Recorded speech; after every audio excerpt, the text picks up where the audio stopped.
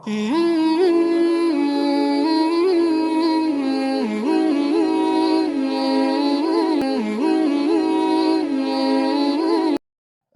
عليكم ورحمة الله وبركاته.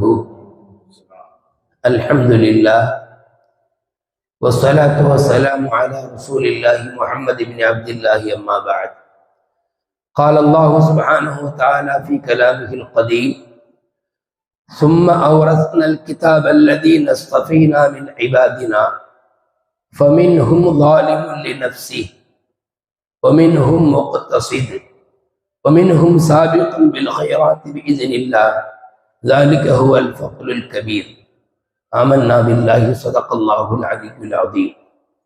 கண்ணியத்திற்கும் மிகுந்த மரியாதைக்கும் உரித்தான மேலான பெரியோர்களே, பாசத்திற்குரிய சகோதரர்களே, கண்மணி நாயகம் ஸல்லல்லாஹு அலைஹி வஸல்லம் அவர்களின் கண்ணியமான உம்மத்துமார்களே, அல்லாஹ் ரப்புல் ஆலமீன் அவனுடைய வேதங்களிலேயே ஆகச் சிறந்த வேதமாகிய குர்ஆனுக்கு நம்மை எல்லாம் வாரிசாக ஆக்கியதாக குர்ஆனில் அல்லாஹ் பேசுகிறான்.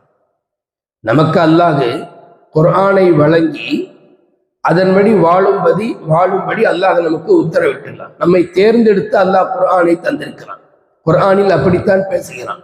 சும்மா அவுரஸனல் கிதாபல்லதீன அஸ்தஃபைனா மின் இபாதினா, நம்முடைய அடியார்களில் நாங்கள் யாரை தேர்ந்தெடுத்தோமோ அவர்களை தான் இந்த குர்ஆனுக்கு வாரிசாக்கினோம், இந்த குர்ஆனுக்கு அனந்தரக்காரர்களாக ஆக்கினோம் என்று அல்லாஹ் பேசுகிறான்.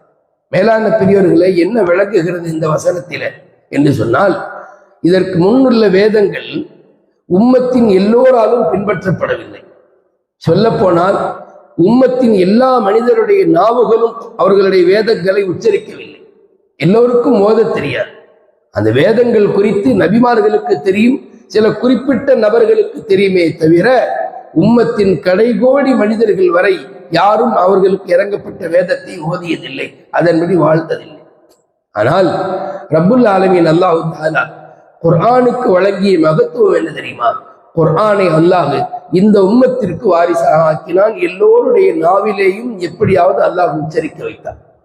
பாருங்கள், எந்த ஒரு முஃமினும் குர்ஆனை விட்டும் அவர் மறந்தோ அல்லது அதை விட்டும் துறந்தோ அவர் வாழ்ந்திட முடியாது. எப்படியாவது ஓதியாக வேண்டும்.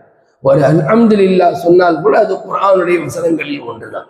அப்படியானால் அல்லாஹ் அவன் தேர்ந்தெடுத்த அடியார்களாக நம்மை ஆக்கி குர்ஆனை வழங்கியுள்ளார்.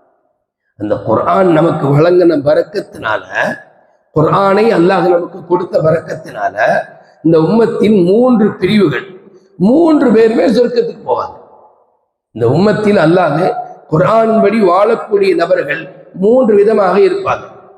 என்ன ஒரு ஆச்சரியம்னா, 3 பேருமே சொர்க்கம் செல்வார்கள். நபி ஸல்லல்லாஹு அலைஹி வஸல்லம் அவர்கள் இந்த ஆயத்தை ஓதிவிட்டு சும்மா அவுரஸனல் கிதாபல்லதீன அஸ்தஃபைனா மின் இபாதினா என்கிற ஆயத்தை ஓதிவிட்டு சொல்வார்கள், இதில் கூறப்பட்ட 3 குல்லுஹும் ஃபில் ஜன்னா, எல்லோரும் சொர்க்கம் செல்வார்கள் என்று சொன்னார். யார் அந்த 3 பிரிவினர்கள்? முதல் பிரிவு யார்? ஃபமின்ஹும் லாலிமுல் லினஃப்ஸிஹி. அந்த உம்மத்தில குர்ஆனை வாங்கிய, குர்ஆனை வாரிசாக பெற்ற அந்த உம்மத்தில ஒரு கூட்டம் தங்களுடைய நஃப்ஸுக்கு, தங்களுக்கு அநீதம் செய்யக்கூடியவர்களாக இருப்பார்கள். அதாவது பாவியான கூட்டம். இந்த உம்மத்தில பாவிகளும் உண்டு. இப்ப இந்த பாவிகளுக்கும் இந்த குர்ஆன் பரிந்துரை செய்கிறது. குர்ஆனுடைய பரக்கத்தை கொண்டு அவருக்கு சொர்க்கம் கிடைக்கிறது. துன்யாவில் அவரை குர்ஆனை சரியாக விளங்கி கொள்ளாமல், குர்ஆனின்படி முழுமையாக வாழாமல் அவர் சில தவறுகளை செய்து கொண்டிருப்பார். மனிதன் என்றால் தவறு செய்யக்கூடியவர். இப்ப நம்ம என்ன விளங்குறோம்? எவ்வளவு அற்புதமான வேதம் இந்த குர்ஆன். இதை கொடுக்கப்பட்ட மக்கள் எப்படி தவறு செய்யலாம்? மனிதர்களிடத்தில் உண்டான தவறுகள் என்பது யதார்த்தமாக நிகழும். ஆனால் குர்ஆனுடைய பரக்கத்தினால் அவர்களுக்கும் கியாமத்திலே வெற்றி கிடைக்கும். அப்படி பார்த்தால் இந்த உலகத்துல எவ்வளவோ நபர்கள் தங்களுடைய அந்த மூதாதையர்கள் அல்லது தன்னுடைய தந்தையினுடைய சொத்தை பெற்ற பின்பு தரிகட்டு போகக்கூடிய அல்லது வழிகட்டு போகக்கூடிய ஆட்கள் உண்டு. அந்த மாதிரி குர்ஆனை வாரிசாக பெற்ற உம்மத்திலே ஒரு கூட்டம் பாவங்களும் அநீதங்களும் செய்யக்கூடிய கூட்டமாக இருக்கும்.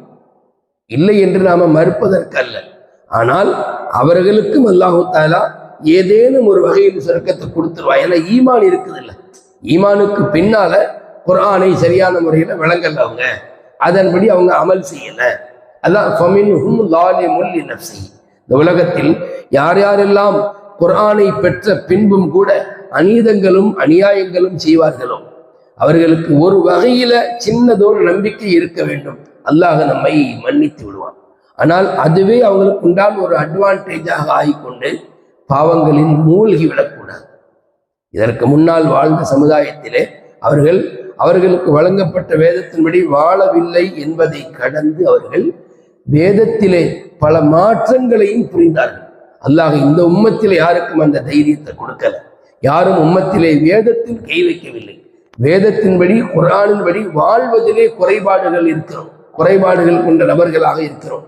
பலரும் குர்ஆனில் சொல்லப்பட்ட அந்த கடமைகளிலே நிறைய குறைபாடுகளை உள்ள நபர்களாக இருக்கத்தான் செய்கிறோம். குர்ஆனிலே எத்தனையோ உத்தரவுகள் இருக்குது. அகீமுஸ் ஸலாஹ், தொழுகையை நிலைநாட்டுங்கள் என்று இருக்குது. உம்மத்திலே 2/3 பகுதி மக்கள் தொழுகையை விட்டும் தூரமாகத்தான் இருக்கிறார்கள்.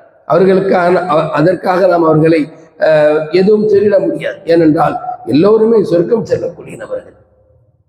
நபி ஸல்லல்லாஹு அலைஹி வஸல்லம் சொல்லுவாங்க, அந்த 3வது நபர்கள், அதாவது அந்த அநீதம் செய்த நபர்கள், அவர்களுக்கும் மக்ஃபூருன் லஹும், அவர்களுடைய பாவங்களும் அல்லாஹ்வால் மன்னிக்கப்படும். அதை விளங்குறதுக்கு தான் நபி அவங்க சொன்னாங்க, நாளை கியாமத்து நாளையில இது மாதிரி உள்ள ஆட்கள் யார் குர்ஆனை பெற்ற பின்பும் அநீதங்கள் அநியாயங்கள் செய்துவிட்டு அல்லாஹ்விடத்தில் வருவார்கள். அதாவது குர்ஆன் படி வாழாமல். குர்ஆன்ல ஒன்னு இருக்குது வாஜிபாத்துகள், அதாவது கடமைகள். இன்னொன்னு இருக்குது முஹர்ரமாத்துகள், அதாவது ஹராமாக்கப்பட்ட விஷயங்கள். இந்த 2லையும் அவர்கள் குறைபாடு செய்வார்கள். எப்படி? அல்லாஹ்வால் கடமையாக்கப்பட்ட கடமைகளில் உதாசீனமான ஒரு சிந்தனை, கவனக்குறைவான ஒரு சிந்தனையில் இருப்பார்கள். அதே போல ஹராம்கள் விஷயத்தில் அவர்கள் ஒரு பேணுதல் இன்றி ஏதாவது ஹராம்களை செய்து கொண்டு இருப்பார்கள். உம்மத்தில் அப்படித்தான்.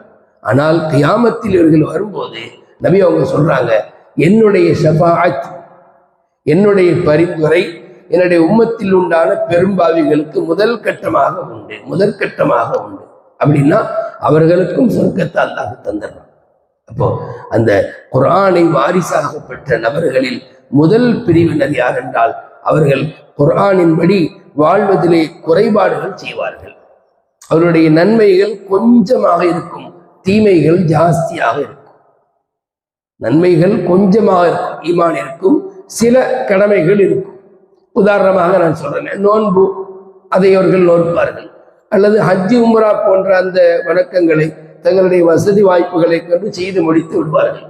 ஆனால் மற்ற கடமைகள், அது குடும்ப ரீதியான கடமைகளோ வியாபார ரீதியான சட்டங்களோ அல்லது இபாதத்துகளிலே தொழுகை ரீதியான வணக்கங்களோ அதில் கொஞ்சம் குறைபாடுகளோடு வாழ்வார்கள். ஆனாலும் அல்லாஹு தஆலா அவர்களை மன்னித்து சொர்க்கம் அனுப்புவான் என்று சொன்னால் அது இந்த குர்ஆனுடைய பரக்கத்தை கொண்டு அந்த மக்களுக்கு அல்லாஹ் வழங்கிய பாக்கியம். இது முதல் பிரிவினர். நாம் இன்னைக்கு அந்த முதல் பிரிவினரை வழங்கியிருக்கோம். எப்படின்னா, குர்ஆன் வழங்கப்பட்ட பின்னரும் கூட அவர்கள் லுல்மிலேயும் அநீதத்திலேயும் பாவங்களிலேயும் இருப்பார்கள். அதை கொண்டு என்ன கருத்து அப்படின்னா, குர்ஆனின்படி உண்டான வாழ்க்கை கம்மியாக இருக்கும், தன்னுடைய மனவீழ்ச்சியின்படி வாழக்கூடிய வாழ்க்கை அதிகமாக இருக்கும். ஆனாலும் அந்த ஈமானும் அந்த கொஞ்ச நஞ்ச அமலும் ஒட்டிருப்பதனால் அவருக்கு மறுமையில் அல்லாஹ் வெற்றியை தரவிருக்கிறான். அப்ப இது மாதிரி ஆட்கள் என்ன செய்யணும்?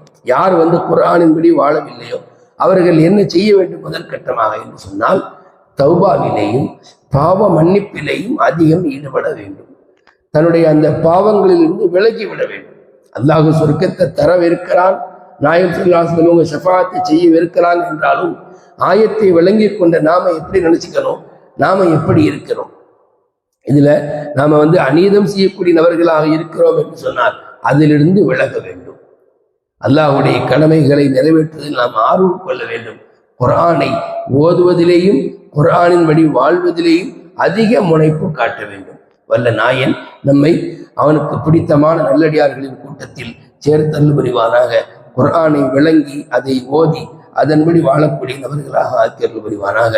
ஆமீன் ஆமீன் யா ரப்பல் ஆலமீன். அஸ்ஸலாமு அலைக்கும் வரஹ்மத்துல்லாஹி வபரகாத்துஹு.